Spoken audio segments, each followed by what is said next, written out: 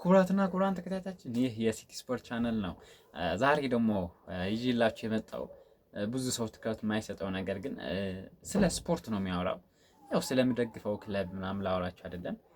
ግን ኢትዮጵያ ውስጥ አፍሪካ ውስጥ ከአፍሪካ ውስጥ ደግሞ በይበልጥ ኢትዮጵያ ውስጥ ስለ እግር ኳስ ያለው አመለካከት ሰው ትንሽ ያስቀኛል። እና እግር ኳስ አንደኛ ጤና መዝናኛ ነው። ሲቀጥል ቢዝነስ ነው፣ ትልቅ የሆነ ቢዝነስ ነው። እና እዚህ ጋር መረዳት ያለባችሁ ነገር አሁን ለምሳሌ ያየሁት ነገር እኔ አንድ ልጅ እዚህ የሚኖር ልጅ ኳስ ምናምን ካለ እቤት በጣም ነው የሚቆጡት። ምን አባህ ምናምን ፈረንጅ ለሚራገጠው ምናምን እንዴ! እግር ኳስ ማለት እኮ አንደኛ ትልቅ የሆነ ቢዝነስ ነው።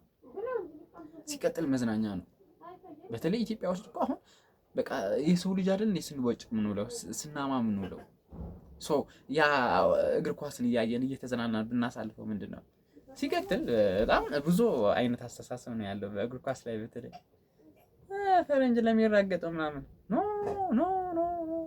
ኖ አይደለም ቤተሰብ። እኔ አሁን የቸልሲ ደጋፊ ነኝ። ትንሽ ልንገራችሁ ለራሱ ከ2016 በፈረንጆች ጀምሮ 2015 ጀምሬ ነው መደገፍ የጀመርኩት። ለእኔ አሁን እግር ኳስን የሚሰጠኝ ደስታ ማንም አይሰጠኝም። በጣም ነው የሚያዝናናኝ። የቸልሲ ደጋፊ ነኝ። ኩሩ የለንደን ኩራቱ ደጋፊ ማለት ነው። እና ብዙ ሰው እዚህ ላይ ብዙ የማይረዳው ነገር አለ። አንድ ነገር እግር ኳስን በደንብ ሳያውቀው ሳይገባው ማለት ነው ለመተቸት ይሮጣል። ኧረ ይሄ እንዲህ ነው ምናምን። ኖ አይደለም ቤተሰብ፣ እግር ኳስ መዝናኛ ነው።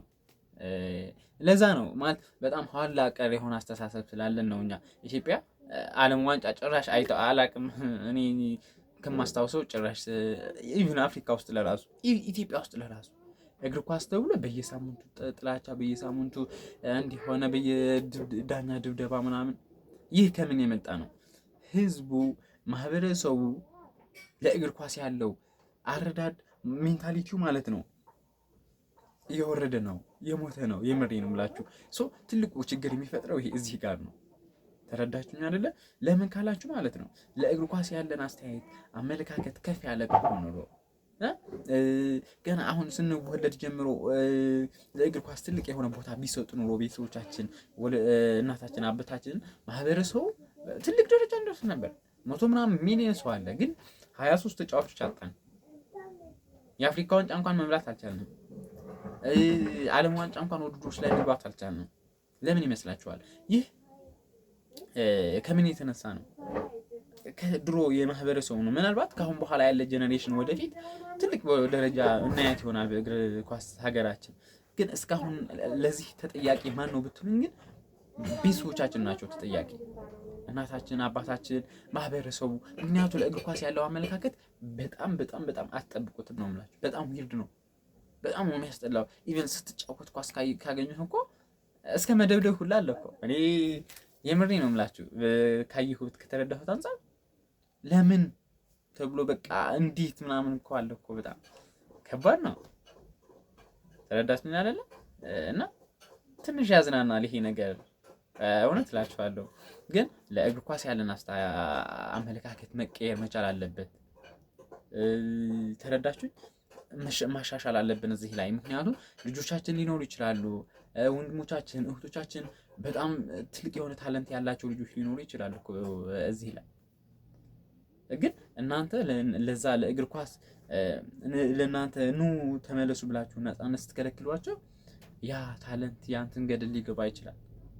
የቀን ሰራተኛ ሊሆኑ ይችላሉ፣ ወይ ተቀጥሮ በ200 በ300 ብር የሚሰሩ ልጆች ሊሆኑ ይችላሉ። ኳስ ማለት ትልቅ የሆነ ቢዝነስ ነው። ዓለማችን ላይ እኮ በቢሊዮን የሚቆጠር ሰው እኮ ነው የሚያየው። በጣም ብዙ ቢሊዮን። አሁን 7 ቢሊዮን አለን አይደለ? ካልተሳሳትኩ ቁጥር። ከዛ ግን በጣም ግማሽ ያክል እግር ኳስን ይወዳል ማለት ቁጥር ውስጥ የገባ ነው። ቁጥር ውስጥ ያልገባም ስንት ይኖራል? ለእግር ኳስ ያለን አስተሳሰብ ከፍ ማለት አለበት። ምክንያቱም ቤተሰቦቻችን ልጆቻችን ሊኖሩ ይችላሉ፣ ወንድሞቻችን እህቶቻችን ትልቅ የሆነ ታለንት ያላቸው ልጆች ሊኖሩ ይችላሉ።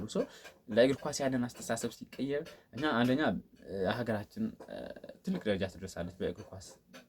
ሁለተኛ ደግሞ ልጆቻችን የስራ እድል ፈጠራ አለ፣ ብዙ ነገር አለ እኮ። ይህ የእግር ኳስ ቢዝነስ ቢስፋፋ ቢያድግ እኮ እኛ ለራሱ ብዙ ነገር እኮ ነው የምንሰራው። ተረዳችሁና?